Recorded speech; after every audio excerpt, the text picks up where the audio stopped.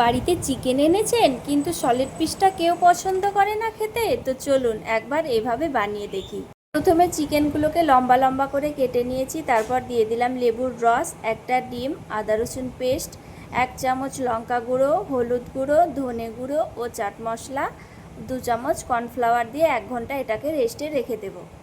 1 ঘন্টা পর এগুলোকে ফ্রাই করে নেব। আমি আগে থেকেই তেল বসিয়েছিলাম, এটাকে মিডিয়াম আঁচে ভালো করে লাল লাল করে ভেজে নেব।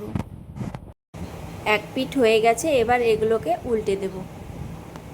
সত্যি বলতে এটা একবার করে খেলে না বারবার খেতে ইচ্ছা করবে, তাই খুব সাবধানে থাকবেন কিন্তু। দেখুন আমার এগুলো ভাজা হয়ে গেছে, এবার এগুলোকে তুলে নেব।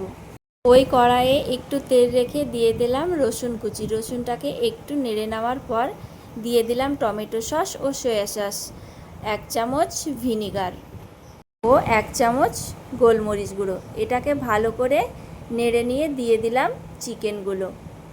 আর কিচ্ছু করার দরকার নেই, বাস এটাকে একটু মাখিয়ে নিলেই আমার রেডি হয়ে যাবে ক্রিসপি চিকেন। কি এবার সলিড পিসগুলো কেমন লাগছে বলো? আঙুল চেটে পুটে খাবে সব, একবার তৈরি করে দেখুন। কষ্ট করে একা একা তোমাদের জন্য রেসিপি তৈরি করছি, লাইক কমেন্ট শেয়ার করতে ভুলবে না কিন্তু। টাটা।